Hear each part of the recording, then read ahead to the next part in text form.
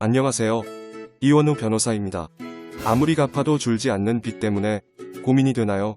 개인회생이라는 제도만 제대로 안다면 그것만으로도 한층 채무 해결에 다가가신 것이죠. 개인회생 제도는 채무로 인해 경제적 파탄 상태에 이른 채무자를 구제하기 위해 만들어진 제도예요. 최대 이자 100%, 원금은 97%까지 탕감을 받을 수 있죠. 이게 무슨 뜻이냐면 이자 100%를 면제받고 원금도 많게는 90% 이상까지 면제받을 수 있다는 거예요. 빌린 돈을 다 갚지 않아도 된다니. 개인회생 제도에 대해 알지 못하는 분들은 여기까지만 듣고도 깜짝 놀라시곤 하죠. 그렇기에 개인회생 제도라는 것을 알고 있기만 해도 한층 사정이 나은 거라고 말씀드리는 거예요. 혹시 주변에 빚 때문에 고생하는데 개인회생 제도에 대해 모르는 사람이 있다면 한 사람 살린다 치고 꼭 회생파산 제도에 도움을 받을 수 있도록 도와주시기 바라요.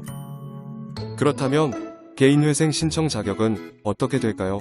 우선 채무가 재산보다 많아야 해요. 재산이 채무보다 많다면 재산을 처분해 빚을 갚아야 하죠. 그리고 지속적인 소득이 있어야 해요. 급여소득자, 자영업자, 아르바이트, 일용직, 계약직, 프리랜서 소득만 지속해서 발생한다면 모두 개인회생 신청이 돼요. 4대 보험이 없다거나 월급을 타인 명의 통장으로 받는다거나 현금으로 받는다고 해도 소명만 가능하다면 문제없으니 만일 걸리는 부분이 있다면 상담을 통해서 신청 자격이 되는지를 확인해 보시기 바라요. 또한 채무의 한도가 있는데 무담보 채무는 10억 이하, 담보 채무는 15억 이하여야 해요. 조건을 만족하여 신청하기로 했다면 개인회생 진행 절차는 어떻게 될까요? 법률사무소 없이도 개인회생을 할 수 있기는 하지만 필요한 서류가 워낙 많고 보정에 대비하거나 변제금을 낮추기 위해서는 전문적인 지식, 경험, 노하우가 필수이기에 대개 사무실을 통해 진행하는 편이죠. 계약했다면 사무실에서는 먼저 인감증명서, 인감도장, 신분증 4번을 요청할 거예요. 인감도장을 낸다는 게 좀 꺼림칙한 분들 계시죠. 인감증명서랑 인감도장은 부채증명서 발급을 위해 필요한데요.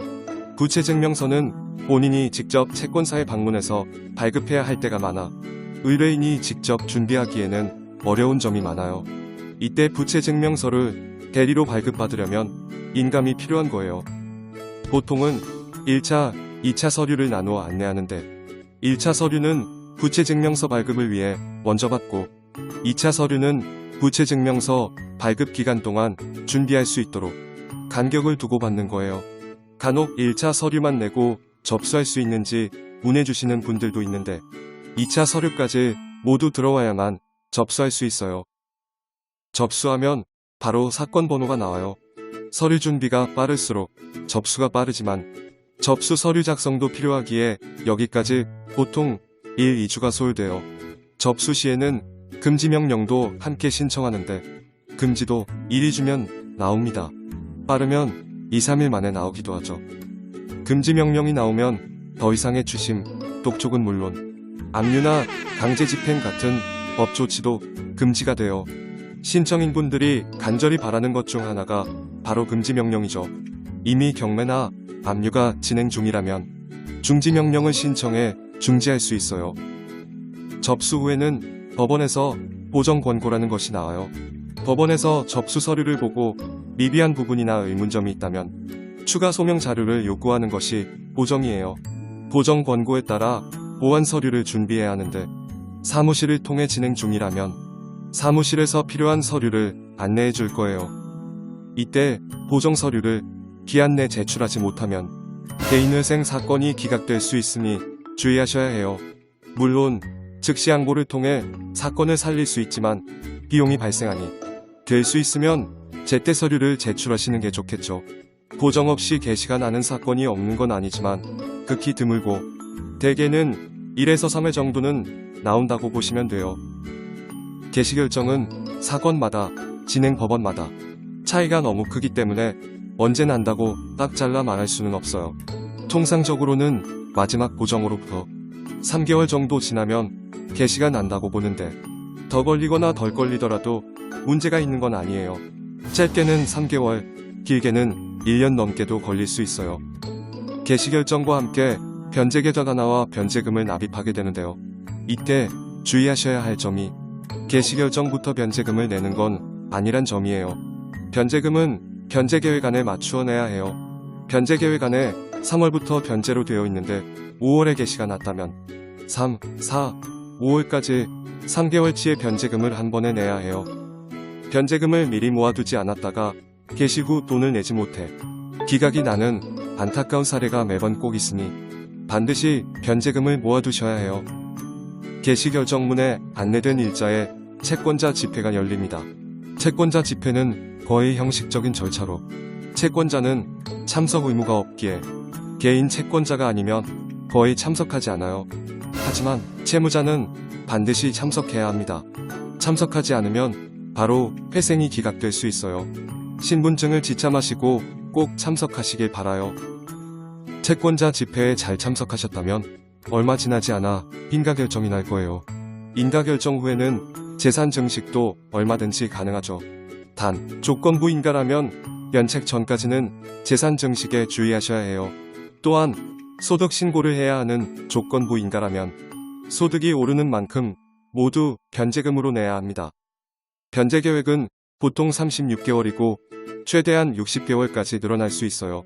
3회 이상 미납을 하면 회생이 폐지될 수 있으니 주의하셔야 해요. 이때 미납은 횟수가 아니라 액수로 산정해요. 미납금의 총액이 3회분이 되면 3회 미납인 거예요.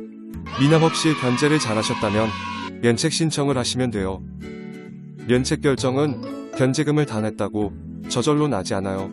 법원에서 확인하고 면책 결정을 내주는 일도 없지는 않지만 면책 신청서를 제출하여 면책을 받아야 신용등급도 오르고 정상적인 경제생활이 가능하므로 최대한 빨리 면책 신청서를 내시는 것이 좋아요. 면책 신청서를 제출한 후 면책 결정을 받기까지는 2, 3개월 정도가 걸려요. 그 후에는 신용등급이 사회초년생 정도인 5, 6등급까지 회복되죠. 신용관리에 따라 얼마든지 1등급까지 올라갈 수 있어요.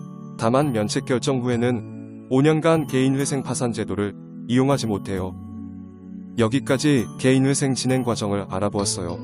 사건에 따라서 중간 과정이 크게 달라지기 때문에 이 내용은 참고만 하시면 돼요. 자세한 내용은 직접 상담을 받아보시는 편이 정확하죠. 또 저희 우회전 카페에서는 회원분들이 직접 남기신 후기와 사건 진행 사례가 날마다 업데이트되기에 방문하여 참고하시면 도움이 될 거예요. 여러분의 성공적인 채무 해결을 최선을 다해 돕겠습니다. 감사합니다. 이원우 변호사였습니다.